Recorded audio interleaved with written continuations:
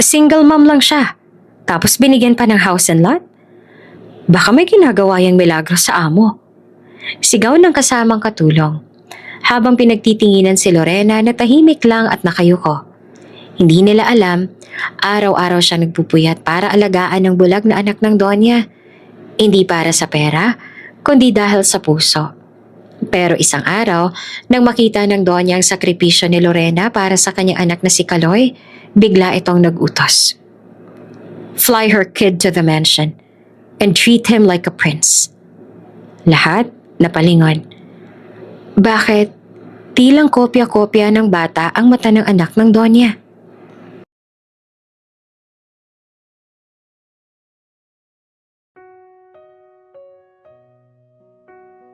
Sa gilid ng riles, kung saan ang tunog ng tren ay karaniwang ambag sa musika ng araw-araw, masiglang sinasabon ni Lorena Alvarez, 28 anyos, ang mga labahin habang hawak ang tabot naglalabas sa batya. Sa kabila ng alinsangan at pagod, may awit pa rin sa kanyang labi. Ikaw ang ilaw sa dilim. Bulong niya habang pinipiga ang t-shirt ng isang suki. Madungis man ang damit at pawisan ng katawan, maliwanag ang kanyang mga mata. Isang ina na hindi kailanman nagpapadala sa lungkot. Sa kabilang bahagi ng barong-barong nilang tirahan, nakahiga sa banig ang kanyang anak na si Kaloy. 6 na taong gulang, payat at maputla. May panyo sa noo at hawak-hawak ang isang lumang stuffed toy na daga. Mama, mahina nitong tawag. Masakit po ang likod ko. Agad siyang lumapit. Pinisil niya ang balikat ng anak at pinunasan ng malamig na bimpo ang liig nito.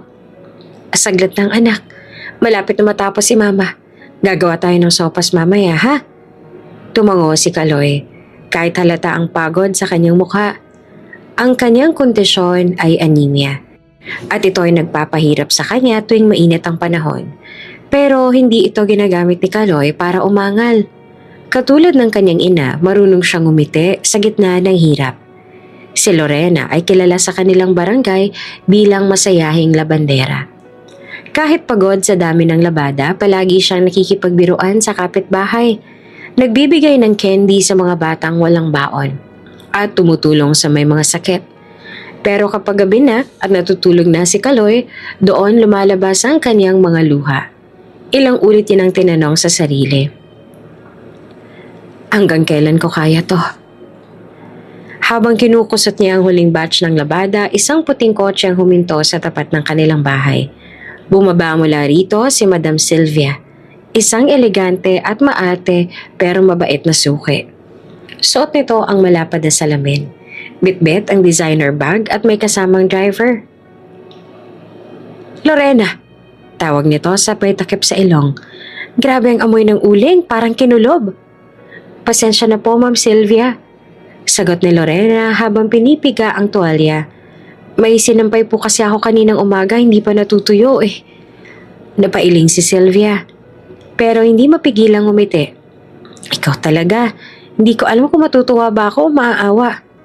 Pero alam mo, Lorena, sa dinami-dami ng labandera, ikaw lang hindi ko pa sinisibak. Kasi po, ako lang may libreng halik sa labada. Natatawang biro pa ni Lorena. Ewan ko sa'yo, nagpalitan sila saglit ng ngiti. Ngunit naging seryoso bigla ang mukha ni Sylvia. Nga pala, may sasabihin ako sa'yo. May kakaiba akong alok. Hindi to basta-basta. Napakunot ang noo ni Lorena. Alok po? May kaibigan ako, mayamang matanda. May problema ang anak niya. Hindi ko na idedetalye pero kailangan niya ng isang taong may lakas ng loob. Hindi yaya, hindi nurse, hindi rin therapist. Ibang klaseng alaga ang kailangan. Napatingin si Lorena sa anak niya na nakahiga. Alagang tao? Parang gano'n na rin, pero hindi physical mas emosyonal. Tumingin sa paligid si Sylvia, tsaka bumulong. Baka nakapag nagustuhan ka, maaaring magbagong buhay mo. Hindi umimik si Lorena, hinawakan niya ang laylayan ng kanyang duster at piniga ito. Na para bang sinisip-sip ang lahat ng kaba sa puso niya. Ma'am, sigurado po ba kayo? Hindi po ba delikado? Hindi, pero mahirap. Kailangan mong iwan ang anak mo pansamantala. Napakagatlabi si Lorena. Si Kaloy, paano siya? Pero mabilis din gumaan ang loob niya nang maisip. Baka ito na ang pagkakataon. Ano pong dapat kong gawin? Pumunta ka bukas sa address na ipapadala ko. May kakausap sa'yo. Isang beses na ang pagkakataon ha. Kapag hindi ka nagustuhan, wala na. Pero kung magtagumpay ka, napahinto si Sylvia. Hindi niya na itinuloy ang pangako. Pero ramdam ni Lorena na may mabigat itong ibig sabihin. Pagkaalis ni Sylvia, naupo si Lorena sa tabi ni Kaloy. Pinagmasdan niya ito habang natutulog. May banayad na hilik at may bahid ng pangarap sa pisngi. Anak, bulong niya. May pagkakataon si Mama. Hindi ko alam kung tama pero susubukan ko. Kinuha niya ang isang papel sa ilalim ng banig. Drawing ni Kaloy ang isang malaking bahay, may hardin at swing. Sa pintuan ng drawing ay may larawan na mag-ina. Sa sulok may nakasulat na maliliit na letra. Bahay na pangarap namin. Muling napaisip si Lorena. Ilang taon na silang nakikipagsiksikan sa barong-barong. Ilang beses nang nabasa ang gamit kapag umuulan. At ang ilang gabi nang walang makain kundi lugaw. Ang anak niyang si Kaloy ay may sakit at hindi niya kayang ipagamot ng maayos. Sa gabing iyon, habang tahimik ang paligid at maririnig lamang ang tunog ng kuliglig, tumingala siya sa langit. Diyos ko, kung ito po ay daan para mabigyan ko ng magandang buhay ang anak ko, bigyan niyo po ako ng lakas ng loob. Sa kanyang dibdib, naroon ang takot, pero mas malakas ang pag-asa. Hindi niya alam kung anong klaseng trabaho ang naghihintay, kung sino ang mga taong makikilala niya, o kung gaano kahirap ang mga susunod na araw. Pero ang tiyak niya, handa siyang lumaban para kay Kaloy. Dahil siya si Lorena Alvarez, isang simpleng labandera pero pusong palaban. Isang ina na handang sumuong sa kahit anong unos, basta't ang dulo ay liwanag para sa anak. Maagang gumayak si Lorena kinabukasan. Suot ang kanyang pinakamaayos na blusa at paldang hiniram pa kay Aling Presi. Habang nakaipit ang buhok at may kaunting pulbo sa pisngi, bitbit ang lumang shoulder bag na puno ng kaba at pag-asa. Huminga siya ng malalim bago sumakay sa jeep. Sa harap ng gate ng malaking bahay na malahasyenda, parang nanliit ang kanyang katawan. Ang mansyon ay may mataas sa pader, gwardiya sa labas at fountain na may agos ng tubig na tila musikang banyaga sa kanyang tenga. Dahan-dahan siyang pumasok matapos makumpirma ang pangalan niya sa listahan. Pasok po kayo, Miss Alvarez, sabi ng gwardiya habang binuksan ang makintab na gate. Sa loob ng sala parang museo ang paligid, mga painting na hindi niya kilala, chandelier na tila kasinlaki ng buong barong-barong nila, at carpet na parang hindi pa kailanman nadumihan. Umupo siya sa gilid ng upuan. Tuwid ang likod, hawak-hawak ang bag na parang sandata. Maya-maya bumukas ang pinto at pumasok ang isang matandang babae. Mahabang suot na saya, may perlas sa leeg at may tungkod na ginto ang hawak. Elegante, matapang ang presensya. Para siyang reyna sa sarili nitong palasyo. Lorena Alvarez? Tanong ng ginang. Malamig ngunit hindi bastos ang tinig. Opo, ako nga po yon, sagot ni Lorena. Medyo nanginginig ang tinig. Tumayo siya agad bilang paggalang. Umupo ang ginang sa harap niya. Sinipat siya mula ulo hanggang paa at tumahimik ng ilang segundo. Ayoko sa mga taong mabungangang bibig. Kulang sa gawa. Wika nito. Napakurap si Lorena. Ako po ay sanay sa gawa, Donya. Wala po ako masyadong sinasabi pero lagi po ako may ginagawa. Napangiti ng bahagya ang matanda. Matalino kang sumagot. Maganda yan. Saka nito tinawag ang isang kasambahay. Juana, ipakita mo sa kanyang larawan ni Gideon. Inilabas ng kasambahay ang isang malaking framed photo. Lalaki, nasa late 20s. Gwapo, pero may lungkot sa mga mata. Maputla, seryoso at walang ngiti sa labi. Siya ang anak ko, si Gideon, sabi ng Donya. Mula nang maaksidente nawala ng paningin at unti-unti nawalan din ng pag-asa. Tahimik si Lorena. Wala siyang karanasang alagaan ng may kapansanan, lalo pa ang isang estrangherong may depresyon. Pero, hindi siya umatras. Ano pong gusto niyong gawin ko, Donya? Pasayahin mo siya. Gamitin mo ang kahit anong meron ka. Boses mo, kwento mo, kahit ang pagiging natural mong tao. Hindi ka edukado, alam ko. Pero may puso ka. At minsan, mas matimbang yon kesa sa diploma. Napatango si Lorena. Susubukan ko pong makakaya ko. Hindi po ako perpekto pero hindi po ako umaatras sa laban. Umiling ang Donya. Hindi ito basta laban. Ito ay sakripisyo. Minsan mapapahiya ka. Minsan masasaktan ka. Pero kung magtatagal ka, makakamit mo ang gantimpala. Inilabas ng Donya ang isang sobre. Kung kakayanin mo ng 3 buwan, sa iyo ang house and lot sa San Felipe at may pondo kang kasunod para sa anak mo. Para bang lumakas ang kabog ng puso ni Lorena. House and lot? Pero mabilis din siyang natahimik. Hindi ito para sa akin. Para kay Kaloy ito. Para sa kinabukasan niya. Kung tatanggapin mo ngayong gabi dito ka natitira, bawal ng dalawang isip, gusto ko ng tapang. Huminga ng malalim si Lorena. Opo, tinatanggap ko po. Sigurado ka? Tumango si Lorena, mariin. Para sa anak ko, kahit saan ako dalhin ng buhay, lalaban ako. Nagpalitan sila ng tingin. Ang matanda puno ng pagsusuri. Si Lorena naman puno ng determinasyon. Simula bukas ng umaga, ikaw na ang magiging personal na kasama ni Gideon. May mga patakaran sa bahay na kailangan sundin.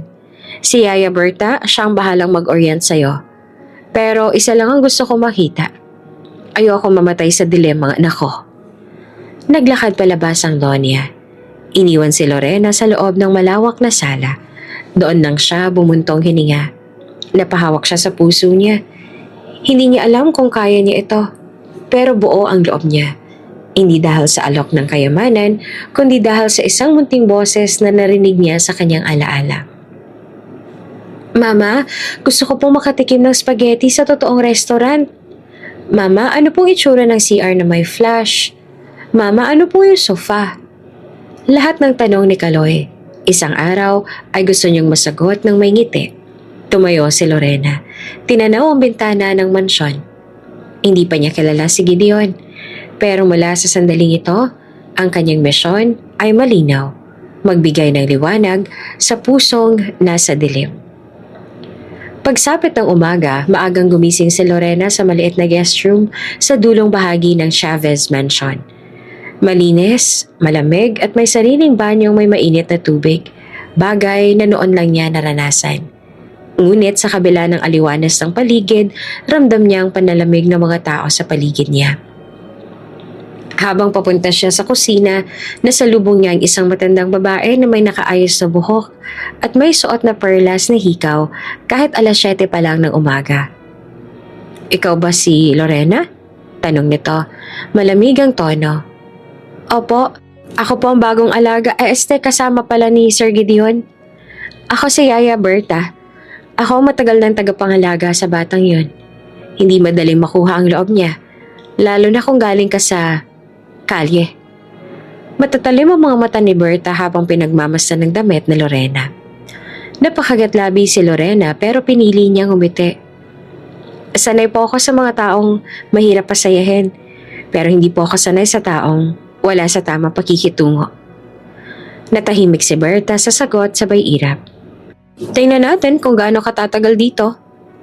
Nang bumaba na si Doña Felicidad mula sa kanyang silid, saglit lamang itong tumango kay Lorena at agad na ibinigay ang utos. Dalhin siya sa silid ni Gideon. Huwag mong hayaang magtagal sa labas si Lorena kung hindi siya kailangan. Agad namang sumunod si Berta at sinenyasan si Lorena. Halika na at huwag kang maingay. Ayaw ni Sir Gideon ng kahit anong ingay sa paligid.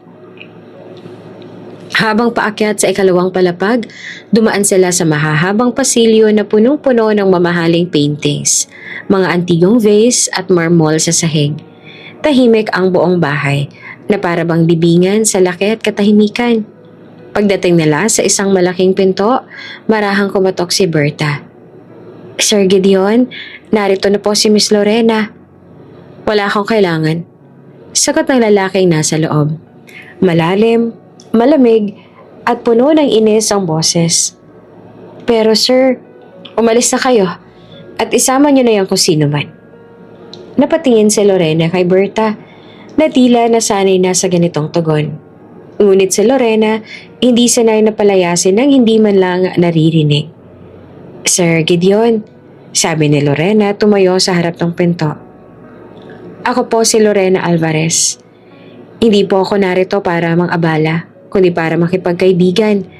At kung sa pakiramdam niyo po ay isa akong istorbo, hayaan niyo ako magpasaya kung kailan ako susuko. Hindi ko kailangan ng kaibigan. Sagot mula sa loob. Umalis ka na. Yun pong akala ninyo. Matapang na sagot ni Lorena. Pero ang totoo, kailangan natin ng kausap. Lalo na kapag madilim ang paligid. Nagpakawala ng buntong hininga si Gideon mula sa loob. Huwag mo akong paasahin. Hindi na muling nagsalita si Lorena. Sa halip, iniwan niyang dahan-dahang nakabukas ang pinto at bumalik sa kusina. Sa kitchen, inabutan siya ni Berta na nakaupo sa bangko, tahimik. Bakit hindi ka nagpilit? Hindi ka ba sanay sa pagtanggi? Tukso ni Berta. Sanay ako sa pagtanggi, Yaya, sagot ni Lorena. Pero hindi ako sanay sa pagtalikod sa taong nangangailangan. Natahimik si Berta. Kinabukasan, nagdala si Lorena ng mainit na tsokolate sa silid ni Gideon. Tahimik lang niyang iniwan sa lameseta, kasama ang kanyang maliit na card na may nakasulat. Alam kong hindi mo kailangan ngayon, pero ako'y narito lang kung kailan ka handa. L. Ikatlong araw nagdala siya ng prinitong saging. Ika-4 na araw nagdala siya ng cassette player na may lumang kanta. Sa ika-5 araw binuksan ni Gideon ang pinto. Tama na, nanlaki mata ni Lorena. Po, wala akong gusto sa tsokolate, saging o lumang kanta. Ayoko maawa ka sa akin. Ngumiti si Lorena. Ay, hindi po ako naaawa. Gusto ko lang pong masanay kayo sa boses ko kasi isang araw baka hanap-hanapin niyo na rin. Pinilit ni Gideon na magmatigas. Hindi ka magtatagal dito. Sigurado nga po, pero habang naririto ako, susubukan kong tumagal. Kung ayaw niyo po ng presensya ko, pasensya na. Pero hindi po ako madaling paalisin. Nagbuntong hininga si Gideon at muling isinara ang pinto. Ngunit ngayong araw na to, hindi niya iyon sinara ng tuluyan. Naiwang nakabukas ng kaunti. Sa paglipas ng linggo, hindi man lantaran ng pagtanggap, ramdam ni Lorena na unti-unti nang nababasag ang pader. Wala pang ngiti mula sa binata. Pero hindi na rin ito ganong katingkad ang galit. Sa gabi habang naglalakad si Lorena papunta sa kanyang kwarto, may narinig siyang usapan sa likod ng pinto ng silid ng Donya. Ano pong tingin niyo sa kanya? Tanong ni Yaya Berta. Hindi siya matalino. Hindi rin edukado. Sagot ng Donya. Bakit niyo po siya pinili? Dahil may lakas siya ng loob. At minsan, yun lang ang kailangan ng anak ko. Isang boses na hindi natitinag sa lamig ng kanyang mundo. Sa dilim ng hallway napangiti si Lorena. Hindi niya kailangang marinig ang buong usapan. Alam niya, unti-unti may nababago. Muling bumangon si Lorena kinabukasan. May daladalang maliit na tray na may mainit na tsokolate at pandesal na may palaman na keso de bola. Isang simpleng alay ng araw-araw niyang pagtsatsaga. Nasa harap na naman siya ng pintong kahoy na tila pader sa pagitan ng dalawang mundo. Magandang umaga, Sir Gideon. Masigla niyang bate kahit alam niyang kadalas ay hindi ito sinasagot. Bukas ang pinto. Sagot ng tinig mula sa loob. Napahinto siya. Agad siyang sumilip. Bahagyang nagulat. Sa unang pagkakataon nakatayo si Gideon. Naka-jacket, naka-cap at hawak ang tungkod na hindi ito nasa kama. May kailangan po ba kayo? Tanong niya. Lumapit agad upang alalayan ito. Ayoko mawala ng sense of direction. Gusto kong umikot sa loob ng kwarto. Ayoko nang kinukulong ako sa kama. Sagot ng binata, seryoso ang tono. May gusto po ba kayong gawin? Tanong ni Lorena. Pinilit ang magaang tono. Tahimik. Noted. Ngumiti siya, pero hindi binura ang kakulitan sa tono. Tahimik. Pero mas okay kung may background music, diba? Umiling lang si Gideon. Pero hindi niya napigilang mapansin ang lambing ng boses ni Lorena. Ito lang ang taong hindi natatakot sa kanyang pagiging bulag. Sa kanyang pangungusap na madalas ay matalim. Teka lang po. Aniya sabay inilagay ang tray sa lamesita. Unit nang mapalapit siya sa kama, nadula siya sa basang parte ng sahig. Ay! Tili ni Lorena sabay. Napasinghap siya. Ang hindi inaasahan, biglang umutot si Lorena sa pagkadulas. Tahimik ang buong silid. Tumakip siya ng mukha. Diyos ko, kunin mo na lang ako ngayon na. Ngunit ilang segundo lang, isang tunog ang sumunod. Napalingon siya kay Gideon, na ngayon ay nakatayo pa rin. Bahagyang nakatungo at tawa ng tawa. Hindi niya maalala ang huling beses na tumawa siya. Pero sa oras na yon, lumabas ang tunog na matagal nang nakakulong. Yan ba ang secret mo sa pagpapatawa? Natatawang tanong ni Gideon. Nakahawak pa rin si Lorena sa tiyan niya. Namumula. Hindi po sinasadya, promise. Parang hindi ka na makatingin sa akin. Aniya na nakaupo na ngayon sa gilid ng kama. Wala pa pong 5 araw simula na magkita tayo. At ngayon po gusto ko nang lumunin ako ng sahig. Pabulong niyang sabi habang itinatayo ang sarili. Baka naman hindi ang sahig ang may gusto nun. Muling biro ni Gideon. Tahimik si Lorena. Pero hindi na napigilan ang tawa. Lahat ng kaba at pagkapahiya biglang nawala sa simpleng halakhaka na iyon. Tumawa silang pareho. Isa, bulag na matagal ng bihag ng lungkot. At isa, dalagang sanay sa hirap pero bihasang ngumiti. Sir Gideon, maingat niyong bungad. Gideon na lang. Napangiti siya rito. Sigurado po ba kayo? Lorena, kung tutuusin, hindi ko nga alam kung anong itsura mo. Pero sa loob ng ilang araw, narinig ko na ang boses mo. Araw-araw. Alam mo bang iyon ang una kong pinili sa buhay na itong mga nakaraang buwan? Ang boses ko? Natatawa niyang tanong. Mas nakakagaan ng pakiramdam kaysa sa linya ng mga therapist na dumaan dito. At mas totoo. Saglit silang natahimik. Sa pagitan ng katahimikan ay naroon ang pakiramdam na para bang may nababasag na manipis na yelo sa paligid. Salamat, Gideon. Aniya. Ngayon ay may lakas ng gamitin ang pangalan nito nang walang pag-aalinlangan. Walang anuman, Lorena. Ilang sandali pa napansin ni Gideon na hindi na umalis si Lorena sa tabi niya. Oh, bakit ka nakatayo pa riyan? Kasi po bigla kayong sumimangot ulit. Gusto ko pong sulitin yung sandali na okay ang mood ninyo. Napailing si Gideon. Ikaw talaga, kakaiba ka. Sa mga sumunod na araw hindi na ganong kabigat ang aura sa paligid. Si Gideon ay unti-unti nang pumapayag na alalayan siya ni Lorena kapag naglalakad o kahit pa simpleng kausap habang umiinom ng tsaa. Hindi pa rin siya pala kwento pero hindi na siya kasing tahimik. Isang hapon, habang pinakikinggan nila ang instrumental music na dala ni Lorena, nagtanong si Gideon. May anak ka, diba? Nagpatigil si Lorena. Opo, 6 na taong gulang. Si Kaloy. Anong pakiramdam na maging ina? Napangiti siya.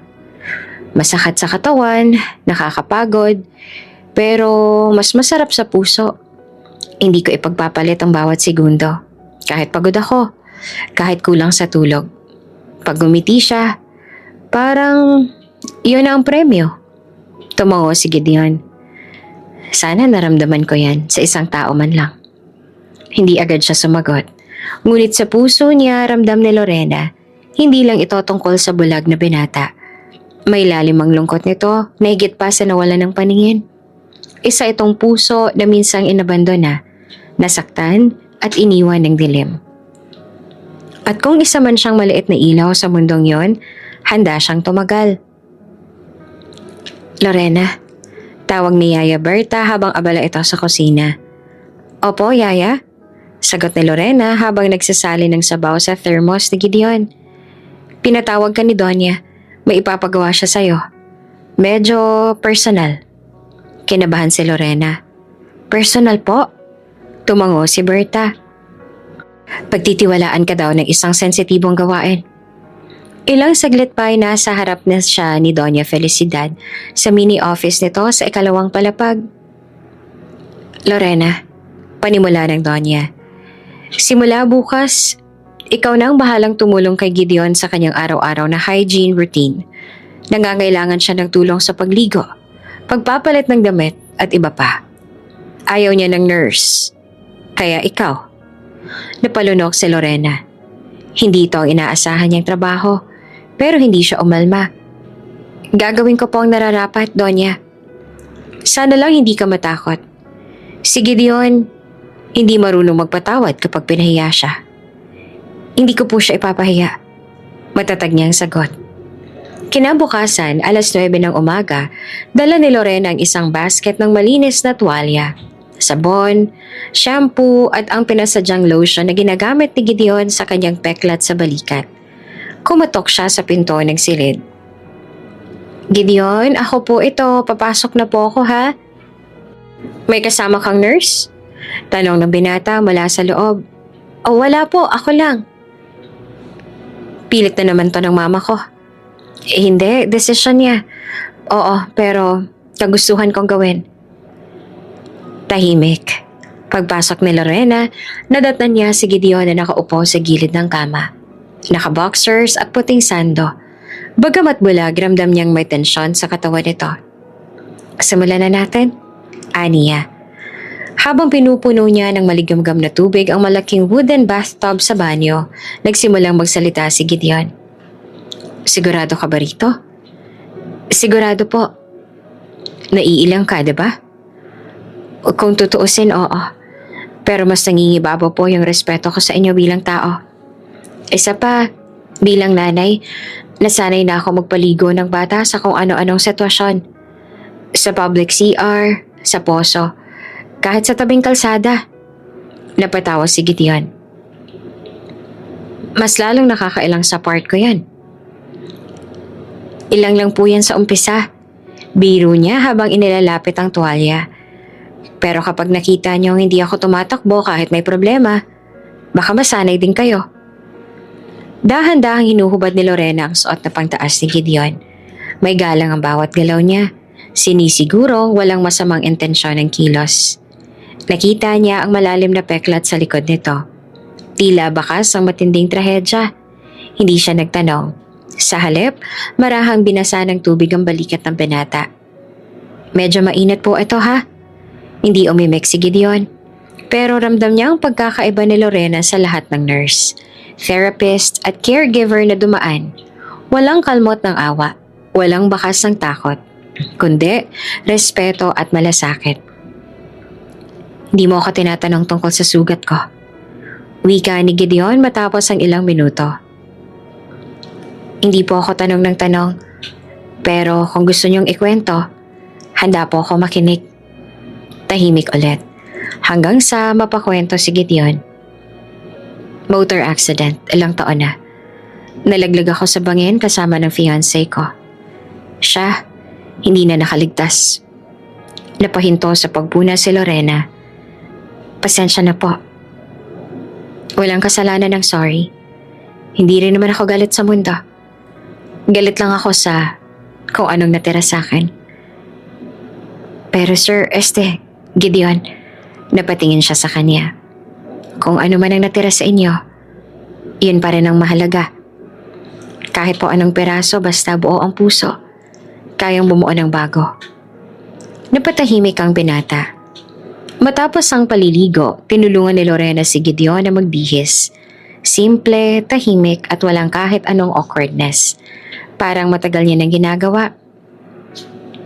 Lorena, tawag ni Gideon habang inaayos ito ang botones. Opo. Salamat. Ngumiti siya. Walang anuman. Nang umalis si Lorena sa silid, naroon ang bagong koneksyon. Hindi pa sila magkaibigan pero may tiwala na, may respeto at higit sa lahat, may simulang hindi nila kayang tawagin. Pero parehong nararamdaman. Sa hallway nasalubong siya ni Yaya Berta. "Pinatuloy ka?" Tanong nito na may halong pagtataka. "Hindi lang pinatuloy, Yaya. Pinagkatiwalaan." Tumango si Berta, napilitang ngumiti. "Aba, mukhang ikaw nga ang pambasag ng yelo sa puso ng batang yon." Ngunit si Lorena hindi tumango, bagkos tumingala lang sa mataas na kisame ng mansyon at sa kanyang isipan, marahan niyang sinabi, "Unti-unti na kitang nauunawaan, Gideon. At kung kailangan gabihin ako ng libu-libong beses ang pagtitiis, gagawin ko. Dahil hindi lang ito tungkol sa bahay, sa kayamanan, kundi sa paghilom niyang dalawa, ikaw at ako." Isang maaliwalas na umaga sa Chavez Mansion. Ang araw ay bahagyang sumisilip sa pagitan ng mga dahon ng matataas na punong bougainvillea na nakatanim sa hardin. Maingat na inakay ni Lorena si Gideon palabas ng mansyon at patungo sa gazebo. "Maganda ang hangin ngayon," sambit niya habang tinutulungan itong maupo sa isang rattan bench. "Hindi ko man nakikita pero naaamoy ko," tugon ni Gideon, bahagyang ngumiti. "Amoy gumamela at bagong gupit na damo." Ngumiti si Lorena. Pinigil ang kilig sa tila mas kalmadong tono ng binata. Ito na ang una nilang beses na lumabas ng bahay nang hindi pinilit, hindi pinagtulakan. "Okay lang po ba sa inyo ang liwanag?"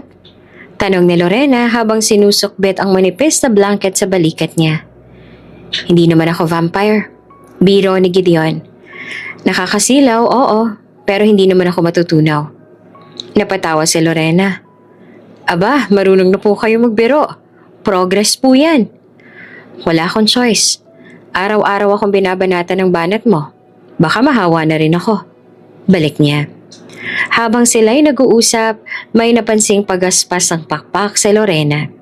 Isang puting kalapate ang lumipad pababa mula sa puno ng mangga at dahan-dahang dumapo sa mesang kahoy sa tapat ni Gideon. Tahimik itong naglalakad. Siya tumigil sa harap ng binata. "Lorena," mahina ang boses ni Gideon. "May nararamdaman akong presensya." "May lumalapit ba?" "May kalapate po, puting kalapate. Parang hindi natatakot sa atin." Biglang natigilan si Gideon. "Puting kalapate?" "Opo, tumitingin pa nga sa direksyon ninyo. Para pong may gusto siyang sabihin." Hindi na nagsalita pa si Gideon. Sa halip, napayuko ito. Marahang humawak sa dibdib at parang pinipigil ang sarili. "Gideon?" Maingat na tawag ni Lorena. "Selena?" Mahina niyang simula. Tuwing nagpapahinga kami sa park noon, palagi siyang nagdadala ng tira-tirang tinapay para sa mga kalapate. Paborito niya ang puting kalapate. Sabi niya, kapag nawala raw siya sa mundo, gusto niyang bumalik bilang isa. Hindi agad nakaimik si Lorena. Tahimik siyang napaupo sa tabi niya. Pinagmasdan ng kalapate habang marahang lumalapit pa sa paanan ni Gideon. "Isipin mo, Lorena," patuloy ni Gideon na garalgal ang boses. "Nagkita kami ni Lina ng 25. Nagplano kami ng kasal. Isang linggo bago ang big day, sumakay kami sa motor para sa huling date namin. Tapos boom, pagising ko, wala na siyang buhay. Ako, wala nang paningin." Dahan-dahang dumaloy ang luha sa pisngi ng binata. Tahimik, pero ramdam ang bigat. "Gideon," sambit ni Lorena, marahang inilagay ang palad sa ibabaw ng kanyang kamay. "Baka hindi aksidente na dumapo ngayon ng kalapate. Baka si Lina ngayon. Baka gusto niyang sabihin sa'yo na okay na siya, na pwede ka nang magsimulang muli." "Pero hindi ko alam kung kaya ko," sagot niya. "Hindi mo naman kailangang pilitin," sagot ni Lorena. "Pero kapag handa ka na, may mga taong handa kasamahan ka." Tumahimik muli ang paligid. Tanging huni ng mga ibon at tunog ng hangin sa mga dahon ang naririnig.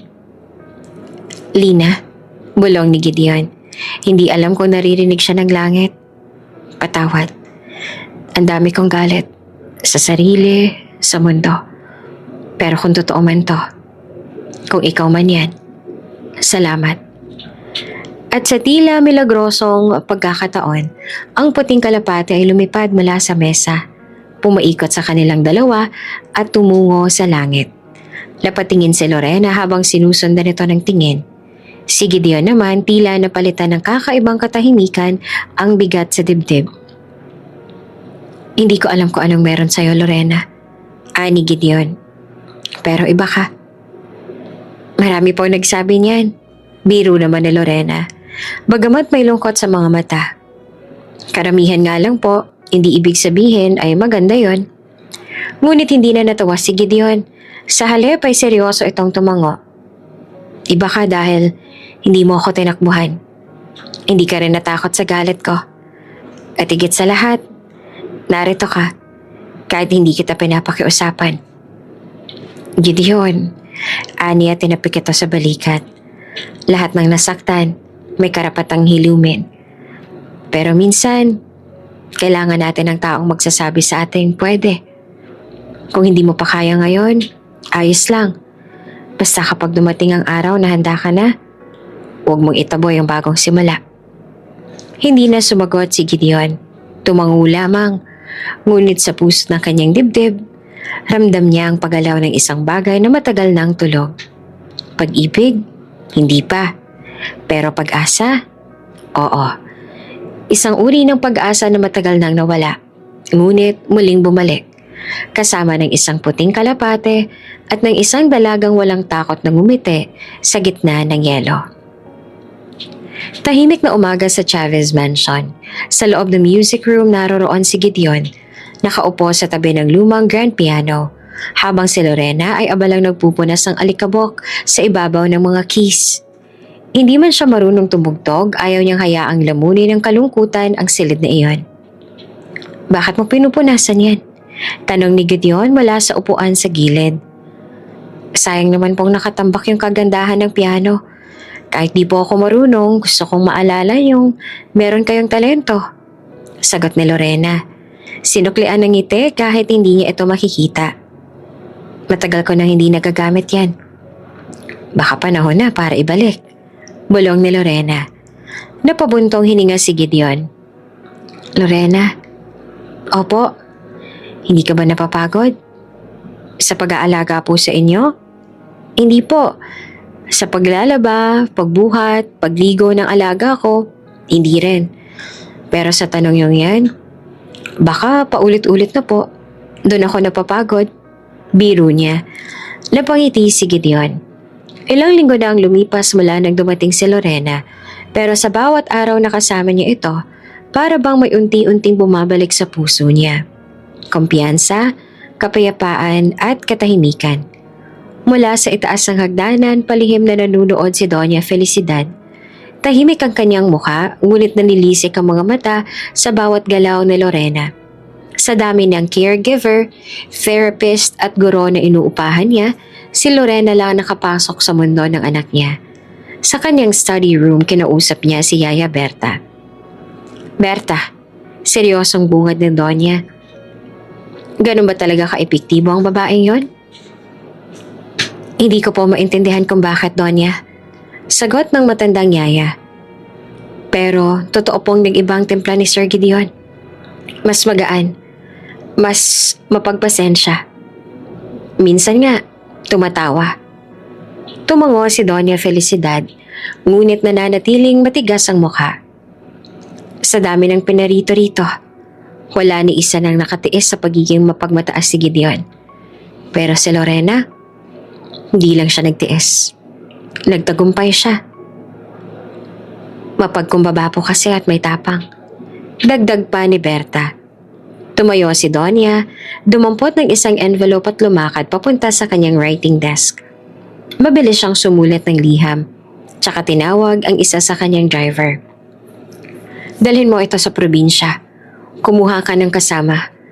Kunin mo ang anak ni Lorena. Si Kaloy. Napalingon si Yaya Berta. Ipapalipat yun na po rito? Wala na akong ibang inaasahan. Ayoko mawala ang ritmo ng buhay ni Lorena dito. At higit sa lahat, gusto kong makita kung paano magbabago si Gideon kapag naroon ang isang bata. Isang inosente. Minsan mas nakakahilom ang presensya ng batang may pagmamahal kaysa sa daang therapy sessions. Hindi po ba kayo nag-aalala? Baka isipin ni Lorena na sinusubaybayan o sinusubukan niyo siya. Kung iisipin niyang ganon, wala akong pakialam.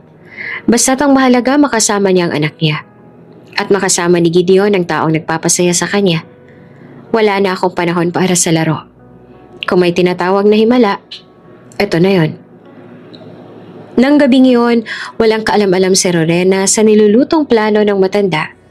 Tahimik siyang naupo sa sofa habang inaayusan ng hair oil si Gideon na nakaupo sa harap niya. Natutulog na halos sa paghahaplos ng kanyang kamay. Hindi niya iniisip ang gantimpala.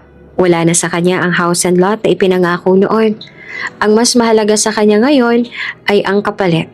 Ang unti-unting pagbabalik ng sigla ng isang lalaking minsan nang nawala ng direksyon.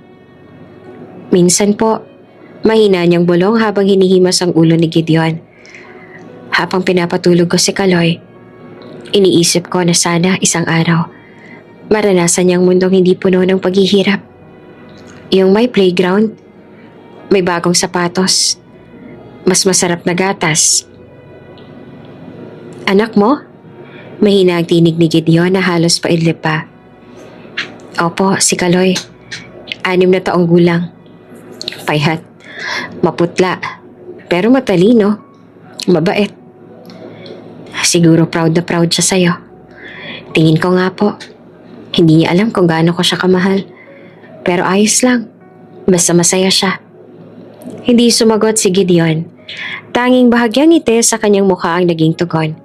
Isang bagay na matagal nang hindi nasisilayan ng kahit sino. Sa labas ng mansyon, sa ilaw ng buwan, isang itim na sasakyan na humarurot paalis. Bitbit ang lihim na plano ni Doña Felicidad. Ang plano na magpapabago sa takbo ng mga susunod na araw.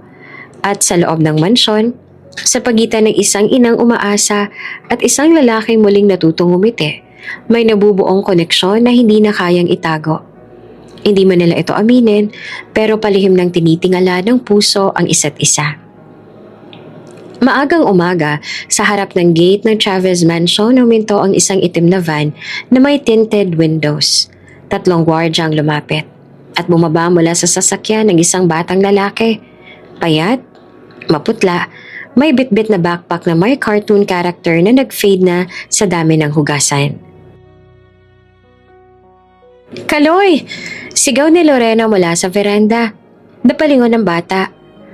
Mama! Walang pakialam sa mararangyang haligi ng mansyon. Tumakbo si Kaloy sa kanyang ina na agad niyang sinalubong ng yakap. Sa gitna ng napakalawak na bakuran, ang yakap nilang dalawa ay tila peraso ng langit. Nagutom ka ba sa biyahe? Masakit ba ang tiyan mo? Sunod-sunod ang tanong ni Lorena habang hinahaplos ang ulo ng anak. Nakakatuwa po sa van, may TV. Tapos nagsilbi ng juice na may yelo. Kwento ni Kaloy, sabik na sabik. Parang pelikula lang, ma. Napangiti si Lorena. Lumingon siya sa likuran at nandoon si Doña Felicidad. Nakatayo, may tahimik na ngiti sa labi. Doña, lumapit si Lorena at yumuko. Maraming salamat po. Hindi ko po alam kung paano ko susuklian to. Hindi ko kailangan ng sukle, Lorena. Sagot ng matanda. Sapat na sa akin na makitang mas gumagaan ang mundo ng anak ko. At ngayon, pati ikaw at ang anak mo. Baka po, abala si Kaloy? Abala? Hindi. Simula ngayon, prinsipe siya sa mansyong ito. Ipinag-utos ko sa mga staff na ihanda ang kwarto sa tabi ng silid mo at ang mga laruan sa lumang bodega. Nilinisan ko na yon para sa kanya. Napaluha si Lorena. Sa buong buhay niya, hindi siya kailanman pinakitunguhan ng ganitong kabutihan. At higit sa lahat, hindi para sa kanya, kundi para sa anak niya. Pagpasok sa loob ng bahay, nanlaki ang mga mata ni Kaloy. Ma, may hagdan po na paikot, tsaka may chandelier. Akala ko po sa hotel lang to. Hinawakan ni Lorena ang kamay niya. Simula ngayon, ito nang magiging tahanan natin. Sa taas, naroon si Gideon na nakatayo. Hawak ang kanyang tungkod. Hindi niya kita ang nangyayari, pero ramdam niya ang presensya ng isang bagong tao. Lorena? Tawag niya. Gideon? Sagot niya na papalapit. May gusto po ako ipakilala sa inyo. Lumapit si Kaloy at nangingimi. Good morning po, sir. Napatingala si Gideon. Bahagyang nagulat sa boses ng bata. Hindi siya nagsalita agad. Ito po si Kaloy, anak ko. Paliwanag ni Lorena. Tumango si Gideon. Mukhang magalang. Ilang taon ka na, iho? 6 po. Marunong po ako magbasa kahit kaunti lang. Tapos marunong din po ako maghugas ng pinggan. Napatawa si Lorena. Abay, proud na proud ah. Nang sumunod na araw, naging mas masigla ang paligid sa Chavez Mansion. Ang dating tahimik na mga hallway, ngayon ay may halakhak ni Kaloy. Ang dating malamig na sala, may mga laruan ang nakakalat. At ang dating saradong puso ni Gideon, unti-unti nang nabubuksan. Isang hapon, habang nasa hardin, nilapitan ni Kaloy si Gideon na nakaupo sa ilalim ng punong mangga. Kuya po ba kita o tito? Napangiti si Gideon. Ano sa tingin mo? Kuya po. Kasi mas pogi kayo kaysa sa ibang tito ko. Sabay tawa ng bata. Hindi naman napigilan ni Gideon ang halakhak. Kuya na lang, sige. Kuya Gideon, pwede po ba kayo magkwento? Anong kwento bang gusto mo? Yung tungkol sa hindi sumusuko, kahit hirap na. Natigilan si Gideon. Walang kaalam-alam ang bata kung gaanong kalapit sa puso niya ang tanong na iyon. Minsan, panimula ni Gideon, may isang taong nawala ng mahal sa buhay. Nawala ng paningin, nawala ng gana. Pero isang araw, may dumating. Isang babae at isang bata. At unti-unti, binuksan nila ang mata at puso niya. Ang ganda po, sagot ni Kaloy. Sino po yung lalaki? Hindi pa niya alam, pero baka siya rin ang matutong magmahal muli. Tahimik si Lorena sa paligid. Pinapanood ang usapan nila. At sa unang pagkakataon, nakita niya si Gideon na hindi lamang nakangiti, kundi parang may pag-asang bumalik. Nang dumating ang gabi, natulog si Kaloy sa bagong kwartong may aircon, maaliwalas na kama at cabinet na may bagong damit. Mama, bulong ng bata habang nakahiga. Totoo po ba to? Anong ibig mong sabihin, anak? Na may ganitong klaseng buhay? Na hindi natin kailangang magkubli sa ulan? Matulog sa banig? O gumising sa gutom?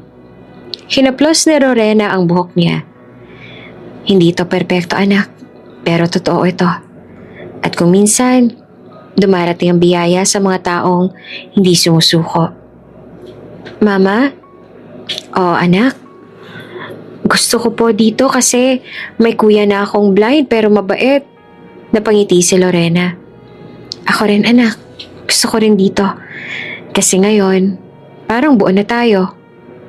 Sa katahimikan ng gabi, habang lahat ay payapa sa mansyon, may isang puso ang lubos na nagpapasalamat. Hindi lamang dahil sa ginhawa, kundi dahil sa isang panibagong simula. Isang batang prinsipe, isang inang palaban, at isang lalaking muling natutong magmahal. Tanghaling tapat, mainit ang araw, pero malamig ang loob ng Chavez Mansion. Sa isang bahagi ng hallway, nakaupo si Lorena at tahimik na tinatahi ang sirang butones ng polo ni Gideon. Sa kabilang silid, naroon si Kaloy at abalang nagkukulay sa activity book na binigay ng isang staff. Hindi alam ni Lorena na may paparating na unos. Sa likod ng bulwagan, tinawag siya ni Yaya Berta.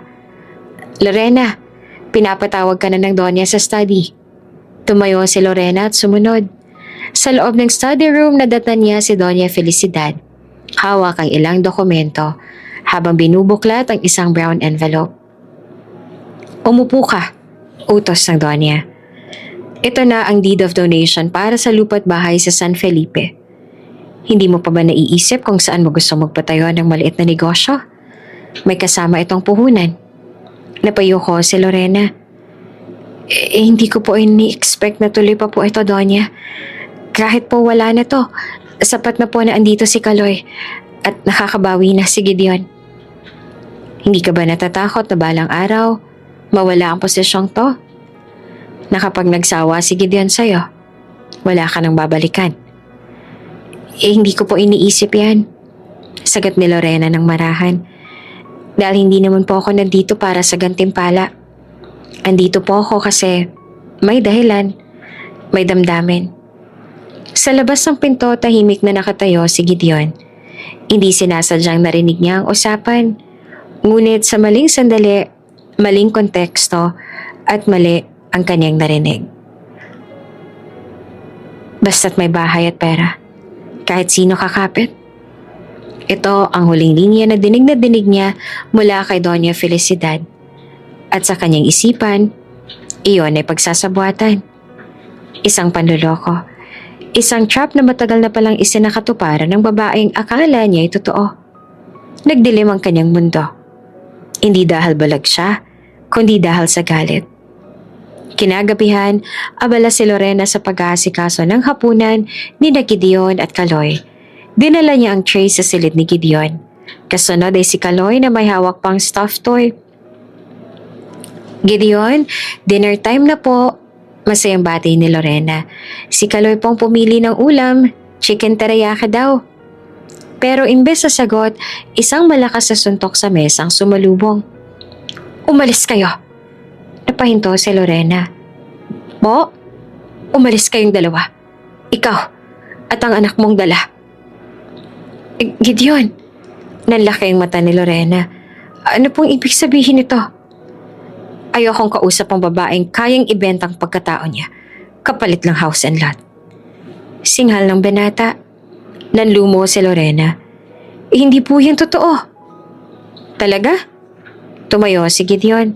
Nanginginig ang tinig. Narinig ko ang lahat. Usapan niyo ni Mama. Gantimpala? Puhunan? Isang malaking palabas ang lahat ng to, hindi ba? Gideon, hindi mo po alam ang buong. Ano pa bang kailangan ko? Magaling ka. Magaling kang umarte. Magaling kang magpakita ng malasakit. Pero sa dulo, pareho lang kayong lahat. Lahat kayo. May kapalit ang kabaitan. Hindi po. Halos pasigaw na si Lorena. Nanginginig ang boses. Oo, totoo po. Tinanggap ko ang alok ng Donya dahil sa anak ko. Pero bawat araw nakasama kita, nagbagong lahat. Hindi ko to ginawa para sa pera, kundi dahil sa gusto ko kayong tulungan. Huli na. Umalis kayo bago pa ako mawalan ng kontrol. Mama, bulong ni Kaloy. Lumapit sa ina. Bakit po galit si Kuya Gideon? Pinunasan ni Lorena ang luha ng bata. Wala anak. Mag-impake na tayo. Tumalikod siya.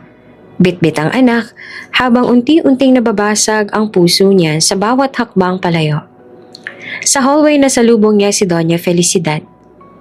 Oh, ano nangyari? Tanong ng Doña. Baka sa mukha ang gulat. May narinig po siya, pero mali pong pagkakaintindi niya. Anong narinig? Yung usapan ho natin kanina. Akala niya ginagamit ko siya. Akala niya may kapalit ang lahat. Oops! May break muna. Gusto mo bang ma-shoutout dito sa channel ni Ate Jane? Mag-comment lang ng lesson you learned from the latest story uploaded. Dahil pipili kami ng isang best comment of the day para i-shoutout sa susunod na upload. Kaya huwag kalimutang mag-iwan ng lesson you learned after you watch this video. Maraming salamat! Shoutout nga pala kina Rowena De Leon, Deps Dipol from Rojas City, Capiz, at Novi Lique from Mariveles, Bataan. Sa ating mga taga-subaybay, paki-comment naman po sa baba kung taga saan kayo para alam ko kung hanggang saan umaabot ang mga kwento ni Ate Jane at para ma-shoutout ko kayo sa mga susunod pa nating mga kwento. Maraming salamat sa pakikinig.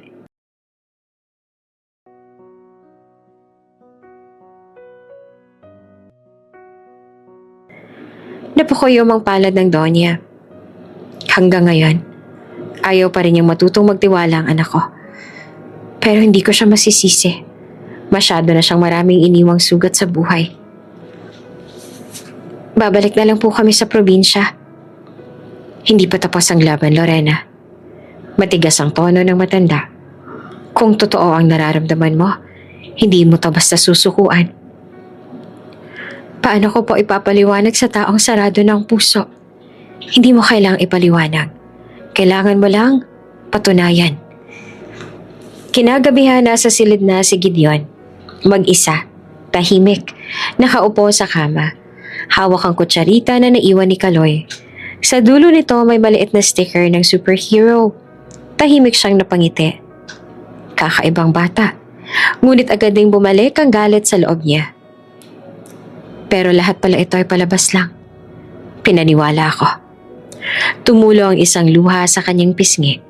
Sa kabila ng kanyang pader, nadurog na rin ang kanyang puso.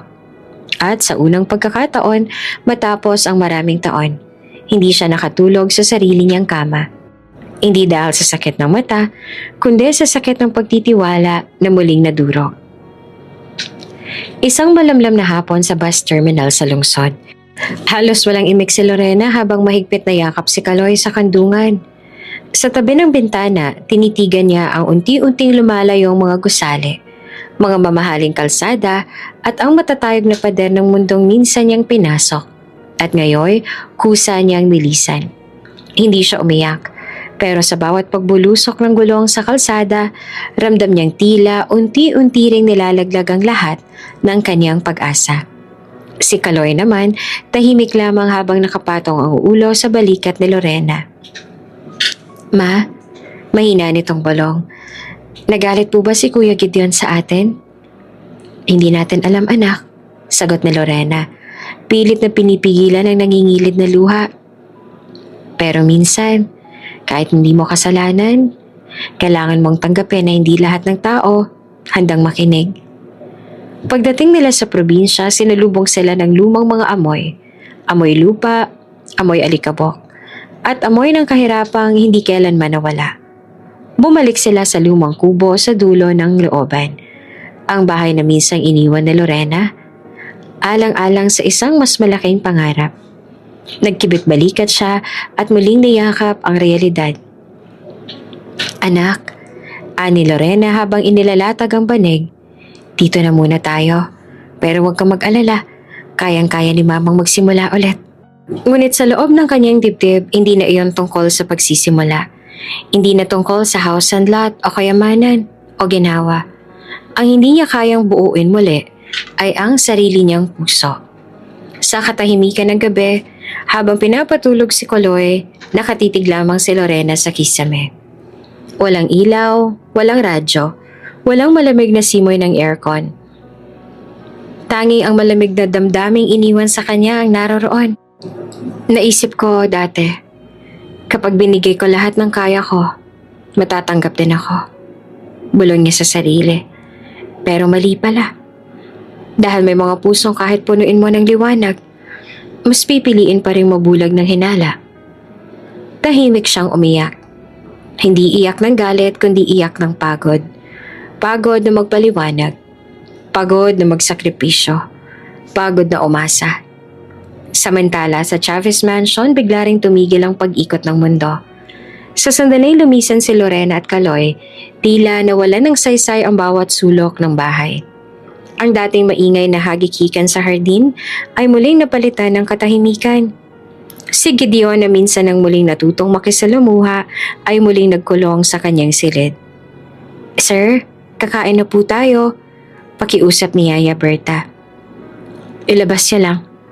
Malamig yung sagot mula sa likod ng pintuan. Hindi na siya bumaba ng dining room. Hindi na rin siya muling lumabas sa music room. Isang linggo na at wala ni isa mang bisita ang nakapasok sa kanyang mundo. Hindi na siya muli nakipag-usap kahit kay Doña Felicidad. Ang gulo niya. Usal ni Gideon habang nakaupo sa kama.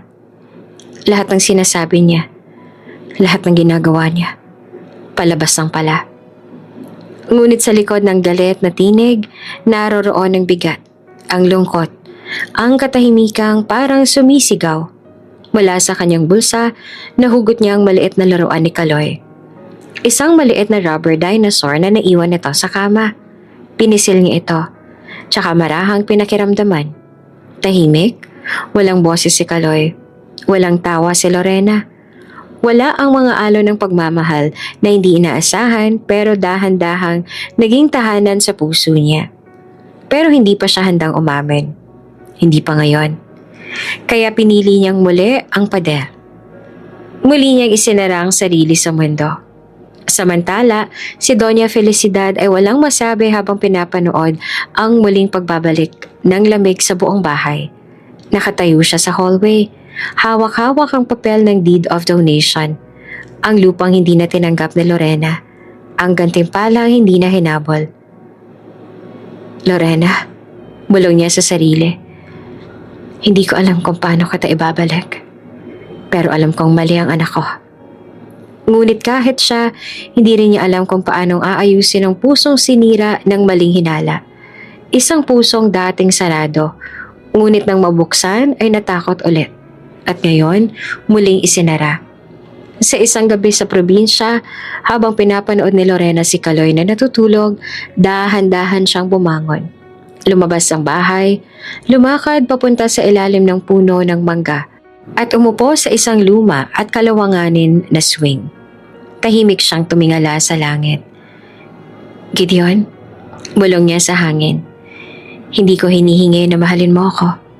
Pero sana, balang araw, maalala mong may isang Lorena na naniwala sa'yo kahit hindi mo siya pinaniwalaan. Sa langit, walang bituin. Pero sa kanyang puso, nananatiling nagniningning ang isang alaala. Sa loob ng kwartong madilim at saradong kortina, naroon si Gideon. Hindi niya alam kung ilang araw na siyang hindi lumalabas. Hindi niya namamalayang hindi na siya sumasagot sa mga katok, sa mga tawag, sa mga tanong. Tanging ang katahimikan at lamig ng kanyang kwarto ang kasama niya. Wala nang halakhak ni Kaloy. Wala nang banayad na tinig ni Lorena. Wala na ang buhay sa loob ng mansyon.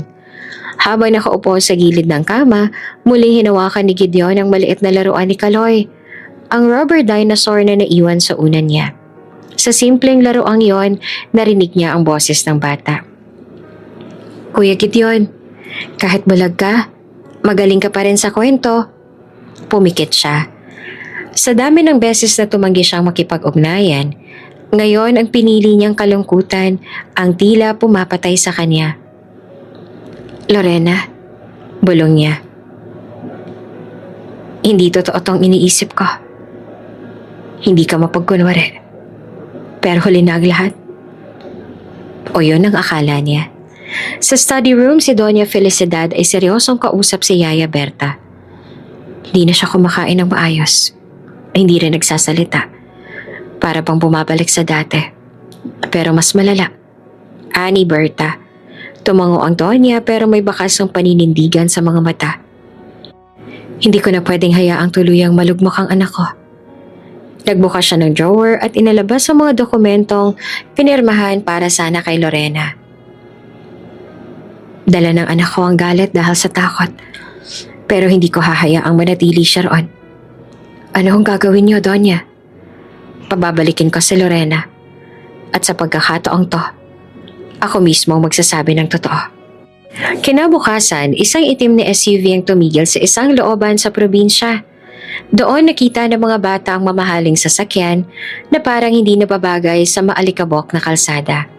Ilang osisero ang lumapit, pero agad ding umurong nang bumaba ang isang pamilyar na figura. Ang matikas at elegante pa rin na si Doña Felicidad. Lumabas din si Yaya Berta, may dalang maliit na basket ng prutas. At sa di kalayuan, sa ilalim ng punong mangga, naroon si Lorena. Nagluluto sa kala ng uling, habang si Kaloy ay naglalaro ng bola. Nagkatinginan sila. Donya, mahinang sabi ni Lorena, hindi alam kung lalapitan o tatalikod. Hindi ako narito para magalit. Bungad ng Donya. Narito ako para itamang pagkakamali ng anak ko at mga sarili ko. Tumahimik si Lorena. Lumapit pero may kamba. Kamusta na po si Gideon? Hindi maganda. Mas tahimik. Mas malayo. Mas punit ang puso niya ngayon kaysa noon. At alam kong ikaw lang ang taong maaaring maghilom na yon. Napaluha si Lorena. Hindi niya akalain na darating ang Donya mismo sa barong-barong nila. Hindi para manumbat, kundi para humingi ng tulong. Pasensya na po kung nagdulot ako ng gulo. Hindi ko po ginusto. Alam ko. Narinig ko kayo noon. Narinig ko kung paanong sinubukan mong ipaliwanag ang sarili mo habang pinapalayas ka. Ngunit hindi ka niya pinakinggan. Sumingit si Kaloy. Hawak-hawak ang bola. Lola Felicidad, pwede na po ba kaming bumalik sa bahay ni Kuya Gideon? Napangiti ang Donya. Oo, apo. Kung papayag ang mama mo. Napatingin si Lorena kay Kaloy at doon niya nakita ang kislap sa mga mata ng anak. Ang pag-asang minsang nawala ay muli niya silayan sa simpleng ngiti ng bata. Kinagabihan, sa Chavez Mansion narinig ni Gideon ang pagkatok. Sir, may bisita po kayo. Ani ng isang staff. Wala akong gustong kausap. Pero ito po ay mahalaga. Ang mama po ninyo. Sa huling pagkakataon bumukas ang pinto ng kanyang silid. Nakaupo si Doña Felicidad sa harap ng kama. May hawak na sulat. Tahimik siyang naupo at walang ibang sinabi kundi, hindi ka marunong makinig. Pero sana, marunong kang tumanggap. Inabot niya ang sobre. Nagtaka si Gideon. Hindi mo kailangang basahin. Pero sasabihin ko, ang lahat ng pinaghihinalaan mo kay Lorena, hindi iyon totoo. Oo, inalok ko siya ng house and lot. Pero hindi siya pumayag na tanggapin niyan. Hanggat hindi niya nasisiguradong, totoo ang nararamdaman niya sa'yo. At higit sa lahat, kahit kailan, hindi siya nanghingi ng kapalit. Hindi ko may boss si Gideon. Hindi lahat ng dumadating sa buhay mo ay may layunin kang gamitin. Minsan, may mga taong dumarating para lang mahalin ka. Tumayo si Doña Felicidad, tumango at lumakad palabas. Kung gusto mong ayusin to, anak, huwag mong hintayin lumipas ang panahon. Baka sa oras na handa ka na, wala nang bumalik. Pagkaalis ng ina, naiwan si Gideon sa dilim ng kanyang silid. Pero sa wakas, may liwanag ng pumasok. Ang liwanag ng katotohanan. At sa gitna ng katahimikan, isang bulong ang pinakawalan niya. Halos hindi marinig. Lorena, ikaw ang gusto ko. Tahimik ang buong Chavez Mansion nang dumating si Lorena. Bitbit ang sobre ng mga dokumento, hindi siya umaasang tanggapin muli. Ngunit may paninindigan siyang kailangang gawin. Ang anak niyang si Kaloy ay iniwan muna sa kusina kasama si Yaya Berta. Dito ka na muna anak ha, may kailangan lang gawin si mama. Bulong niya sabay halik sa noon nito. Okay po mama, sabihin niyo kay Kuya Gideon, hindi ko pa po napapakita yung drawing kong dinosaur. Sagot ni Kaloy na may ngiting inosente. Tumalikod si Lorena nang may kirot sa dibdib. Sa itaas ng hagdan, sinalubong siya ni Doña Felicidad. Handa ka na ba? Tanong nito. Hindi po, pero kailangan. Sinabi ko na sa kanya na may gusto kang ibalik. Ani ng Donya. Pinayagan kanyang pumasok. Hindi ako sigurado kung makikinig siya. Pero nariyan siya. Dahan-dahang binuksan ni Lorena ang pinto ng silid. Sa loob, madilim, ngunit maliwanag ang pagnanasa niyang magsabi ng totoo. Si Gideon ay naroroon. Nakaupo sa silya malapit sa bintana. Nakaharap siya sa liwanag, ngunit hindi lumilingon. Tahimik lamang siyang nakaupo, tila bang pinipilit manahimik sa gitna ng bagyo ng emosyon. Huminga ng malalim si Lorena at pumasok sa kwarto. Marahang sinara ang pinto. Hindi sila nagkatinginan. Hindi siya nalingon ni Gideon at si Lorena na may hindi lumapit. Ngunit naroroon sila sa iisang silid, magkalapit ang katawan. Pero nagkakahiwalay pa rin ang damdamin. Gideon, panimula ni Lorena, hawak-hawak ang sobre sa kanyang kamay. Hindi ako narito para humingi ng tawad. Narito ako para sabihin ang totoo. Tahimik si Gideon, hindi siya gumalaw. Ngunit ramdam ni Lorena na nakikinig siya. Inalok ako ng iyong ina ng house and lot. Oo, totoo yon. Tinanggap ko ang trabaho para sa pera. Dahil may anak ako may sakit. Dahil wala akong ibang mahawakan sa buhay kundi ang pag-asa. Nilapag niya ang sobre sa maliit na mesa sa pagitan nila. Pero sa araw-araw na kasama kita, natuto akong hindi na lang tumanggap, kundi magmahal. Kumuyom ang kamay ni Gideon sa kanyang kandungan. Hindi siya nagsalita. Bawat inis mo, paglayo, bawat araw na tinutulak mo ako palayo, tinanggap ko. Dahil alam kong may sugat sa puso mo na ayaw mong ipakita. At tinanggap ko yon. Hindi para may makuha, kundi dahil mahal ko ang taong nasa likod ng lahat ng galit mo. Napatingala si Lorena, hindi upang tumingin kay Gideon, kundi upang pigilan ang luha. Narito ang mga dokumento. Hindi ko sila tinanggap. Hindi ko sila gagamitin.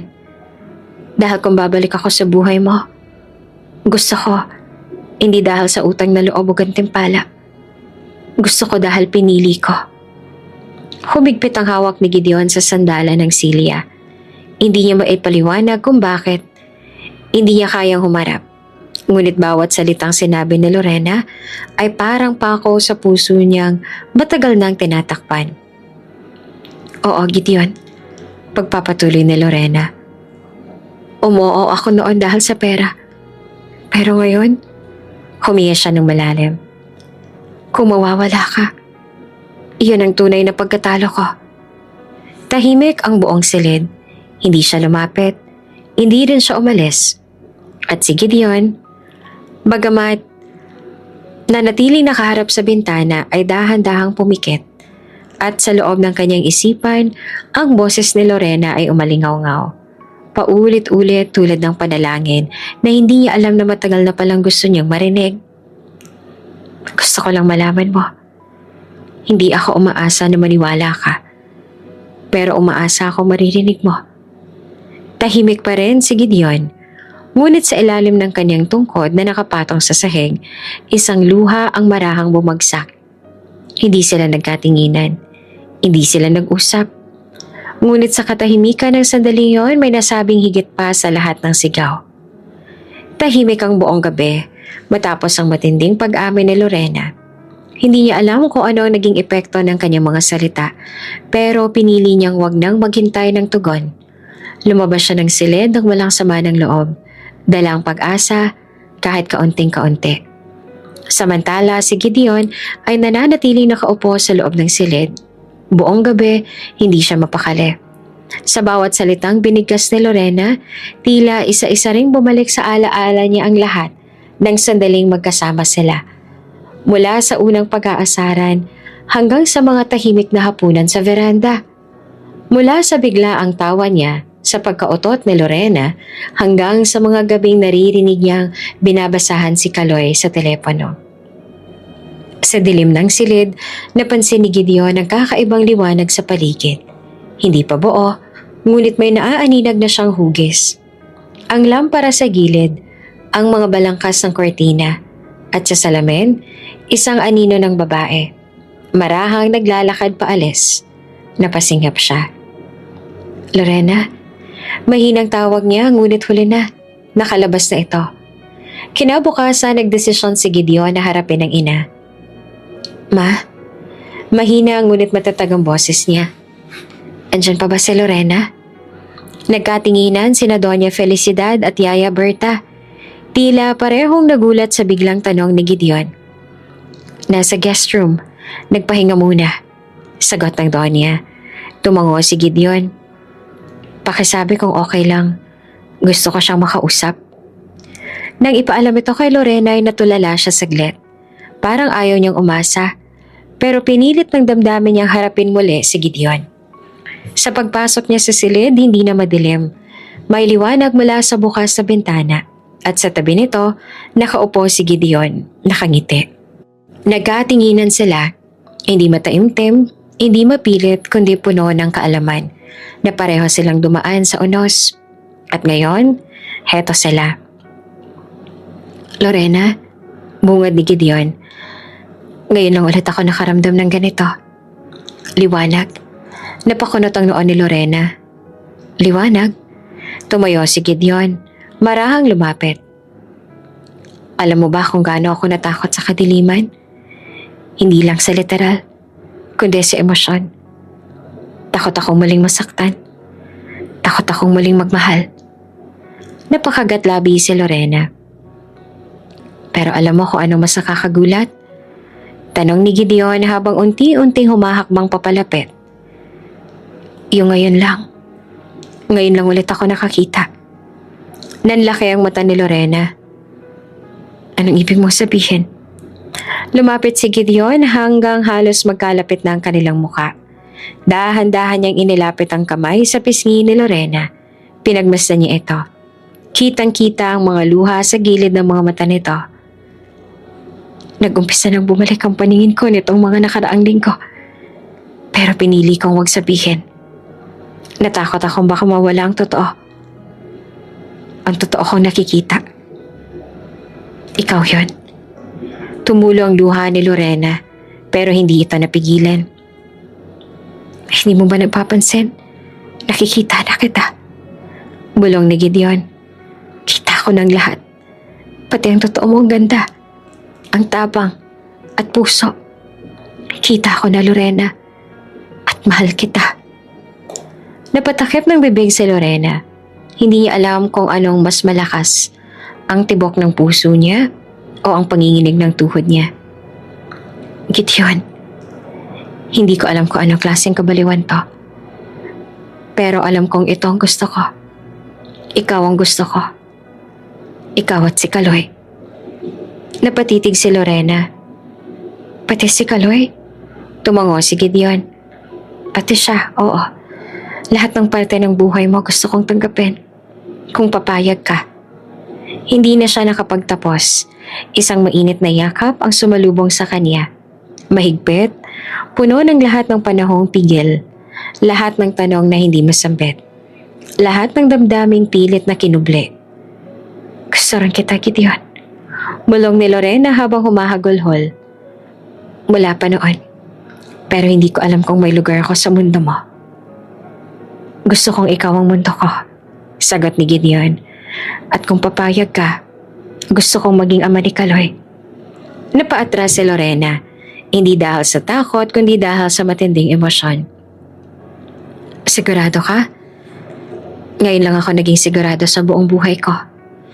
Dahan-dahang bumukas ang pinto at naroon si Kaloy. May hawak na laruan. Kuya Gideon, pwede po bang ikaw na lang ang tatay ko? Pareho silang napatingin sa bata. At sa puntong iyon, wala nang dapat pagtalunan pa. Lumuhod si Gideon. Binuksan ang bisig at niyakap si Kaloy. Oo anak, ako ang tatay mo ngayon. Maaliwalas ang araw. Tila bagong pahina ng buhay para kina Lorena, Gideon at Kaloy. Sa bawat tawa ng bata habang naglalaro sa damuhan ng mansyon, ramdam ang kapayapaang matagal nang ipinagkait sa kanila. Ngunit sa bawat katahimikan, may nagkukubling bagyo. Isang itim na motorsiklong huminto sa tapat ng gate ng Chavez Estate.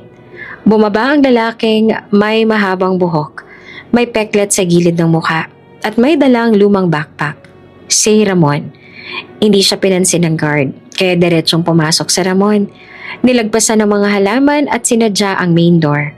Pagsilip ni Yaya Berta, nagulat siya sa hilatsa ng lalaking tila kilala. Sabihin mo sa amo mo, wika ni Ramon sa matandang Yaya. Nandito na ang tunay na ama ng batang si Kaloy. At hindi ako aalis hanggat hindi ko siya nakakausap. Nakarating ang balita kina Lorena at Gideon habang nasa veranda sila. Napatingin si Lorena sa direksyon ng pinto at tila may sumiklab na kilabot sa kanyang dibdib. Lorena, tanong ni Gideon. May bisita raw. Ramon daw ang pangalan. Natigilan si Lorena. Nanginginig ang kamay niya habang bumaba. Pagkabukas ng pinto, sinalubong siya ng ngisi ni Ramon. Lorena, ang ganda mo pa rin ah. Hindi mo ba ako na-miss? Anong ginagawa mo dito? Malamig at madiin ang boses ni Lorena. Ano pa nga ba? Para kay Kaloy. Anak ko siya, hindi ba? Gusto ko lang siyang makasama ulit. Sumingit si Gideon. Anong karapatan mo pagkatapos ng lahat ng ginawa mo sa kanila? Huwag mo akong husgahan, pare. Sarkastikong sagot ni Ramon. Tayong mga lalaki, nagkakamali rin. Pero ngayon, gusto ko lang itama ang lahat. May karapatan akong makuha ang anak ko. Tumingin si Gideon kay Lorena. Nanginginig na ang babae. Pilit na pinipigilan ang luha. Hindi mo siya anak, Ramon. Wala kang ginawa kundi saktan kami. Iniwan mo kaming walang-wala. Napangisi si Ramon. Pero ako pa rin ang ama sa mata ng batas. At kung tutuusin, parang gumaan ang buhay mo. Mula nang mapunta ka sa mansyon na to, no? Baka pwede mo akong isama sa swerte mo, Lorena. Lalong tumalim ang tingin ni Gideon. Umalis ka na, bago pa kita ipatapon sa labas. Pero sa halip na umalis, ngumiti si Ramon. Hindi pa ako tapos. Magkita ulit tayo. Soon. At sa paglingon niya, nahuli niyang tanawin si Kaloy ay nakasilip mula sa may hagdan, nagkatingin sa kanila. Kaloy, bulong ni Ramon. Maghanda ka. Kukunin kita. Pagkatapos, tahimik siyang lumabas ng pinto. Hindi para umalis, kundi para magtago. Nagmasid siya sa paligid. Tinitingnan kung paano siya makakabalik nang walang makakapigil sa kanya. Tahimik ang gabi sa mansyon. Kakaibang katahimikan. Parang may hindi tama. Habang natutulog ang lahat sa likod ng mansyon, isang figurang tahimik na gumagalaw. Si Ramon. Suot ang itim na hoodie, madilim ang muka, at nagmamadaling pumasok sa hardin. Isang linggo niya nang inabangan ng sandaling ito. Ang panahong kulang sa bantay, ang oras ng pag-atake. Nakahanap siya ng bukas sa pinto sa laundry area. Tahimik siyang pumasok. Kabisado ang layout ng mansyon sa mga kwento ni Lorena noon. Dahan-dahan siyang umakyat. Hawak ang taser at panyo na may pampatulog. Sa ikalawang palapag narinig niya ang mahihinang hilik ng isang bata mula sa silid ni Kaloy. Bumukas ang pinto ng bahagya at doon nakita niyang natutulog na batang lalaki. May yakap na stuffed dinosaur at kumot na may superhero print. Pumasok siya at nilock ang pinto at sumugod sa kama. Kaloy, halika na anak. Lalayo tayo rito. Hindi mo na kailangan manatili sa peking pamilya. Nagising si Kaloy at napasigaw. Mama! Agad niyang tinakpan ng bibig ng bata gamit ang panyo. Tumahimik ka. Sinunggaban niya si Kaloy at sinuksok sa kumot. Binuhat at mabilis na lumabas ng silid. Walang nakapansin. Diretso siya sa fire exit papuntang likod ng hardin kung saan nakaabang ang motorsiklo. Ngunit pagdating niya sa bakuran, isang malalim na boses ang bumungad. Bitawan mo ang bata. Napatigil si Ramon. Lumingon siya at nanginig ang kamay niya sa gulat. Si Gideon. Nakatayo sa harap ng gate. Walang tungkod, walang alalay, at nakatingin ng diretso sa kanya. Nakakakita ka na? Bulalas ni Ramon. Matagal ko nang gustong makita kung anong klaseng tao ka. Ngayon, malinaw na.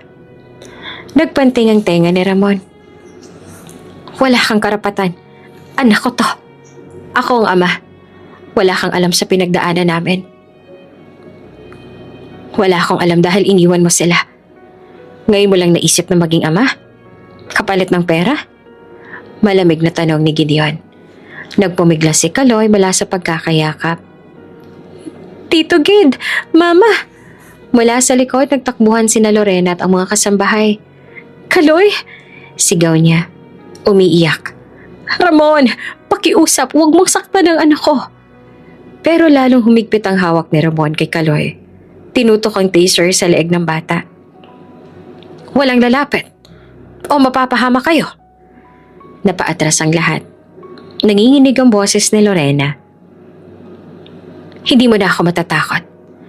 Pero kung may konsensya ka pa, bitawan mo si Kaloy. Lumingon si Gideon kay Lorena at tumango. Tumalikod sandali at sumenya sa mga gwardya sa likod na nakahanda na. Biglang sinunggaban ni Gideon si Ramon. Isang mabilis sa galaw. Hindi siya bulag at mas maliksi na. Ako nang ama ngayon. Bulong niya habang inagaw si Kaloy mula sa braso ni Ramon. Napatumba si Ramon. Bago pa siya makatakbo, hinarang na ng 2 gwardya. Tumakbo ang isa sa kanila, tinawag ang pulis. Ilang minuto pa, nasa sala na si Kaloy. Yakap si Lorena habang nanginginig.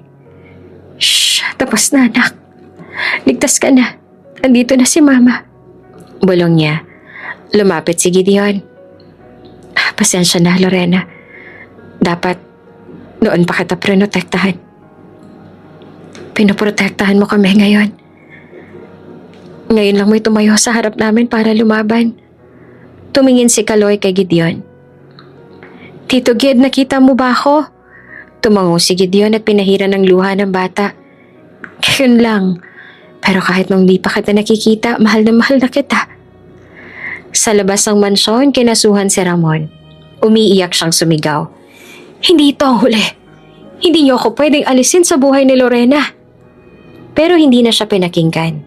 Si Kaloy ay ligtas. Si Lorena ay matatag. At si Gideon, ang lalaking dating bulag, ngayon ay buong-buo na ang paningin. Tahimik ang buong mansyon ng gabing iyon. Ngunit hindi rin maikakailang bigat ng tensyon sa bawat sulok nito. Sa maliit na silid kung saan pansamantalang ikinulong si Ramon, matapos mahuli sa tangkang pagdukot kay Kaloy, nagsimula na ang investigasyon. Nakaharap sa mga pulis, si Ramon ay parang nawalan na ng yabang. Nakayuko, pawisan at hindi makatingin sa mata ng kahit sino. Nasa kabilang mesa si Lorena, kasama ang isang social worker at abogado ng pamilya Chavez. Hawak-hawak niya ang kamay ni Kaloy, na ngayon ay mahimbing nang natutulog sa kanyang kandungan. Si Mr. Ramon Salvador, panimula ng isang matandang investigador. Ayon sa isinampa naming kaso at dokumento mula sa provincial clinic, may ilang inconsistencies sa iyong sinumpaang pahayag. Handa ka bang magsalita ngayon? Tahimik si Ramon, umiling, pero halatang nag-aalangan. Nagsimula silang maglatag ng mga dokumento sa mesa. Birth certificate ni Kaloy, medical records ng inang si Lorena, at mga witness statement mula sa mga nurse sa ospital kung saan isinugod noon si Lorena. Batay sa aming investigasyon, dagdag ng pulis, wala kaming nakitang ebidensya na ikaw ang ama ng bata. Sa katunayan, may lumabas na datos na nagpapakitang isa kang emergency contact lamang noong panahong isinugod si Lorena, na hindi ka man lang lumagda bilang ama. Napalingon si Lorena, nanlamig ang mga kamay. Hindi siya makapaniwala. Anong ibig sabihin nito? Ang abogado naman ang sumagot. May posibilidad na pinagsamantalahan ng sitwasyon noon. Ayon sa testigo, isang lalaki raw nagbigay ng malaking halaga kapalit ng isang babae sa isang motel sa Nueva Ecija. Ayon sa front desk, ang babae ay tila wala sa sarili at tila pinilit. Lumakas ang kabog ng dibdib ni Lorena. Unti-unting bumalik sa kanyang alaala ang gabing iyon. Ang ulan, ang lasing na Ramon, ang pananakot at ang biglaang pagkawala niya sa isang hindi kilalang lugar. Napaluha siya. Ako ba yun? Tumango ang social worker. Posibleng ikaw nga. Pero, sinong lalaking yon? Tanong niya at halos hindi makagalaw. Muli nagbukas ng file ng pulis. May alias lang na ginamit. GC. Hindi kami sigurado kung sino siya. Hindi nagpakilala pero may record ng withdrawal mula sa bank account niya. 50,000 kapalit ng pakikisalamuha sa isang babae. Ayon sa empleyado ng motel, mukhang nawalan ng pag-asang lalaki. Tila may dinaramdam na matinding lungkot. Tahimik na napatingin si Lorena sa sahig. Pilit niyang inaalala ang mukha ng lalaki. Ngunit dilim lamang ang naaalala niya. Walang salita, walang pangalan, walang tanong. Tanging luha at takot ang namayani sa gabing iyon. Samantala, sa silid ng pamilya Chavez, si Gideon ay tila hindi mapakali. Nakaupo siya sa harap ni Doña Felicidad, habang si Yaya Berta naman ay tahimik lamang sa isang sulok. "Ma," basag ni Gideon sa katahimikan. "Anong alam mo tungkol sa lalaking yon?" Napalingon si Doña Felicidad. "Bakit mo tinatanong yan?" "Yung alias GC, initials ko rin yon." "Marami namang may ganyang initials, anak," sagot ni Doña. "Pero hindi ibig sabihin ay ikaw yon." "Pero may bagay na bumabalik sa isip ko. Mga piraso ng alaala na hindi ko alam kung totoo. Parang may nangyari bago pa ako na aksidente. Parang may isang gabi, isang babae, isang iyak." Napahawak si Doña Felicidad sa kanyang dibdib. "Anak, gusto kong malaman ng totoo. Kung ako bang lalaking yon? Kung ako bang dahilan kung bakit gano'n ang naging buhay ni Lorena?" Hindi makasagot ang matanda. Sa oras ding iyon, bumalik si Lorena sa guest room ng mansyon. Bitbit si Kaloy.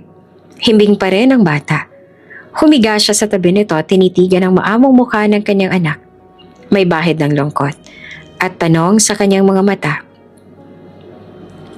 "Anak," bulong niya, "sino ba talagang ama mo?" Maya-maya'y tumunog ang cellphone niya. Isang mensahe mula sa abogado. "Lorena, bukas ang DNA test. Kung pumapayag ka, gusto ni Mr. Chavez na masiguro ang katotohanan." Tumitig siya sa screen ng cellphone. Hindi niya alam kung matatakot ba siya o maaawa. Pero kung totoong naiimbestigahan nila na hindi si Ramon ang ama ni Kaloy, mas mainam na ang malaman ang katotohanan. Kinabukasan, tahimik na isinagawa ang DNA extraction. Kaunting hibla ng buhok ni Kaloy, isang cotton swab kay Gideon at mga form na pipirmahan. Walang salitaan, tanging katahimikan at pag-aalangan ang umiikot sa paligid. Sa koridor ng mansyon, nagkitang muli sina Lorena at Gideon. "Salamat sa pagpayag mo," mahinang sabi ni Gideon. "Gusto ko lang malaman ang totoo," sagot ni Lorena. Para kay Kaloy. Nagkatinginan sila saglit, pero agad na tumalikod si Lorena. Si Gideon tahimik na napatingin sa kisame. Sa isip niya, paulit-ulit ang tanong. Bakit parang familiar sa akin ang mukha ni Kaloy? Bakit parang ako ang tinitingnan niya tuwing humingiti siya? Hindi pa rin niya alam ang sagot, pero alam niyang malapit na ang panahon. Ang katahimikan sa buong Chavez Mansion ay tila mas mabigat pa sa bagyong nagbabadya. Isang resulta ang hinihintay ng lahat. Isang papel na magpapabago sa lahat ng alam tungkol sa nakaraan. Nasa sala sina Gideon, Doña Felicidad at Lorena. Si Kaloy ay natutulog sa kwarto kasama si Yaya Berta. Sa kamay ni Attorney Salazar ay ang sealed envelope mula sa DNA laboratory. Hindi makahinga si Gideon. Nakakakita na siya ngayon. Ngunit tila mas bulag pa siya sa katotohanang unti-unting lumalapit. Bubuksan ko na, sabi ni Attorney Salazar. Tumango si Lorena. Bagamat nanginginig ang mga kamay, nasa tabi niya si Gideon. Ang puso nila ay sabay na tumitibok. Matulin, kaba, pangamba. Dahan-dahang binuksan ng abogado ang sobre. Sa loob nito naroon ang test result na may sagot sa tanong ng kanilang mga puso. Umuusal na maikling dasal si Doña Felicidad. Base sa resultang ito, basa ni Attorney Salazar habang nililipat ang mata sa dokumento. Ang DNA match sa pagitan ni Gideon Chavez at Kaloy Alvarez ay 99.99%. Nanlaki ang mga mata ni Gideon. Napapikit siya sa dibdib. Ako? Ako ang ama? Napaupo si Lorena. Tila nawala ng lakas. Hindi. Hindi ko akalaing ikaw. Lorena, mahinang sabi ni Gideon. Bakit? Bakit wala akong maalala? Napahawak sa sentido si Gideon at doon nagsimulang sumilay ang mga alaala. Mga imahe na tila pilit na ikinulong sa likod ng kanyang isipan. Isang gabing umuulan, isang babaeng umiiyak sa loob ng isang motel. Mga mata nitong puno ng takot at pagod. Mga kamay na nanginginig at isang yakap. Hindi ng pagnanasa, kundi ng dalawang kaluluwang parehong nawawala. Gabing-gabi noon, lasing ako. Galit sa mundo. Kwento ni Gideon habang unti-unting bumabalik ang tinig sa kanyang damdamin. Iniwan ako ni Lina. Nabatay siya sa aksidente. Wala akong ibang ginawa kundi sisihin ang sarili ko. Hanggang sa dinala ko ng paa ko sa isang lugar kung saan ako nagpakawala. Nagkatitigan sila ni Lorena at sa mga mata nila, nagsimulang sumanib ang mga alaala. May naaalala ako, tugon ni Lorena. Halos hindi siya makapaniwala. May lalaking pumasok sa silid. Hindi siya bastos. Tahimik lang. Umupo sa kama. Tinanong kung pwede siyang makinig habang umiiyak ako. Umiyak din siya. Sinabi niya, wala na raw siyang dahilan para mabuhay. Napapikit si Gideon. Ako yun. Hindi ko nakita ang mukha mo ng maayos. Umiiyak ako, lasing ka. Pero hindi ko makakalimutan ang amoy ng pabango mo. At ang init ng kamay mo sa likod ko. Ang init na yon ang nagbigay sa akin ng lakas kinabukasan. Napatayo si Gideon, lumapit kay Lorena. At mula sa gabing yon, si Kaloy ay naging bunga. Kaya pala tuwing kasama ko siya, parang may peraso ng kaluluwa ko sa kanya. Hindi ko alam pero naramdaman ko. Anak ko siya. Napahagulhol si Lorena. Gideon, patawarin mo ako. Akala ko si Ramon ang ama. Sinabi niya na pinikot niya ako at sa takot ko, naniwala ako. Wala kang kasalanan, tugon ni Gideon.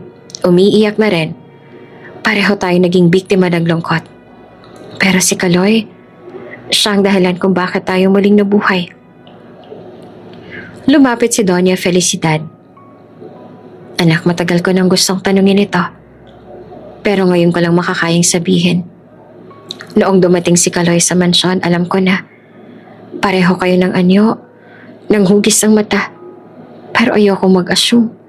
Ayokong umasa. Hinawakan ni Gideon ang kamay ng ina. Ma, salamat sa lahat ng ginawa mo.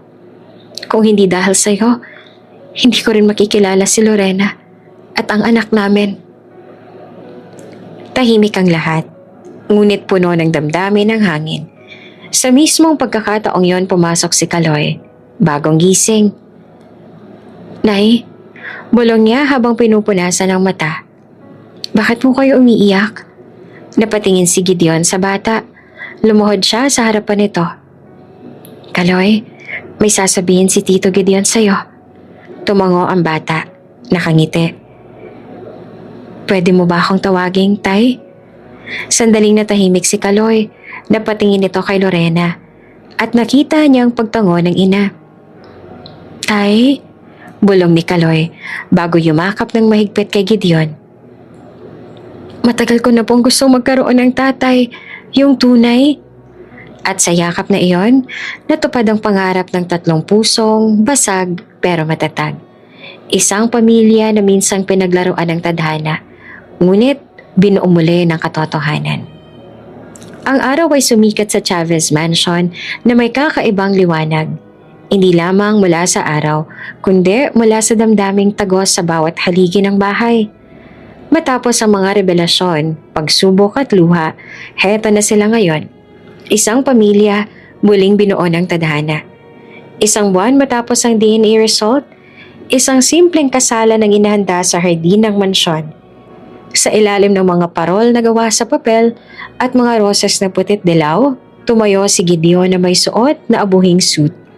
Sa tabi niya si Kaloy, may hawak na maliit na basket ng bulaklak. Nakangiti mula tenga hanggang tenga. Nay, ang tagal mo naman, bulong ni Kaloy habang nakaabang sa arako ng hardin. At sa wakas, dumating si Lorena. Suot ang simpleng puting bestida. May hawak na maliit na bouquet ng lilies. Walang belo, walang arte. Pero ang bawat hakbang niya ay parang sinasayaw ng hangin. Sa kanyang likuran, si Doña Felicidad ang nakaalalay. Masayang masaya habang pinapanood ang babaeng minsang tiningnan lamang bilang kasambahay. Ngayon ay magiging bahagi na ng kanilang pamilya. Nagkatinginan sina Gideon at Lorena. Walang salita, pero sapat na ang kanilang mga mata para magsabi ng salamat at mahal kita. Handa na ba kayo? Tanong ng nagkasal. Sabay silang tumango. Gideon Chavez, sabi ng pare. Tinatanggap mo ba si Lorena Alvarez bilang iyong kabiyak? Sa hirap at ginhawa, sa sakit at kalusugan, sa dilim man o liwanag, ngayon at magpakailanman? Tinanggap ko na noon pa man. Tugon ni Gideon habang hawak ang kamay ni Lorena. Lorena Alvarez, tinatanggap mo ba si Gideon bilang iyong asawa sa lahat ng yugto ng buhay, kasama ang kanyang nakaraan, ngayon at bukas? Tinatanggap ko na rin. Noon pa. Kahit hindi ko pa alam ang lahat ng totoo. Dahil ang puso ko, alam na ikaw ang tahanan ko. Napaiyak si Doña Felicidad at si Kaloy ay pumalakpak habang sumisigaw ng kiss na! Tumawa ang lahat at nang magsanib ang labi ni Gideon at Lorena, tila nagsanib na rin ang dalawang magkaibang mundo. Ang mayaman at ang dukha, ang magulo at ang tahimik, ang sagutan at ang gumagaling. Sa tanggapan ng abogado, pinipirmahan ni Gideon ang adoption papers ni Kaloy. Simula sa araw na ito, sabi ng abogado, si Kaloy ay opisyal ng si Carlos Gideon Chavez Jr., anak ni Ginoong Gideon Chavez. Napaluha si Lorena at lumapit si Kaloy kay Gideon. Tay, pwede ba tayo maglaro ng chess mamaya? Anak, kahit dama, basta kasama ka, oo agad ako. Kinabukasan, isang umaga habang nagsasalo-salo sila ng almusal sa veranda, napag-usapan ang plano ng pamilya. Ma, ani Gideon kay Doña Felicidad, gusto kong gawing foundation na kalahati ng property natin, pang scholarship sa mga batang may kapansanan tulad ko noon. Huwag kalahati anak, sagot na Doña. Buong puso nating ibibigay sa mga nangangailangan. Ang pansyon na to, dapat maging tahanan ng maraming Kaloy. Pwede po ba akong tumulong? Tanong naman ni Lorena. Hindi ka lang tutulong. Sagot ni Gideon, ikaw ang magiging co-founder. Ikaw ang inspirasyon nito. Nang gumabi, sa silid sila ni Gideon. Habang nakahiga sa kama, niyakap siya ni Lorena. Hindi ako makapaniwalang ganito ang ending natin. Hindi pa ito ang ending, Lorena. Ito ang simula. At kung sakaling may dumating mang bagyo sa buhay natin, babalikan lang natin ang gabi ng ating kasal. Kung kailan sinimula nating harapin ang mundo, bilang isa.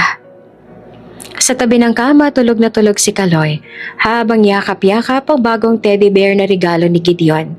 Sa kanyang panaginip, may pamilya siyang buo. May tahanan siyang ligtas at may pagmamahal siyang walang hanggan. Sa labas ng mansyon, isang puting kalapate ang dumapo sa veranda. Parang paalala na minsan, kahit gaanong kasakit ang nakaraan, may bagong bukas na kayang paghilumin ang lahat.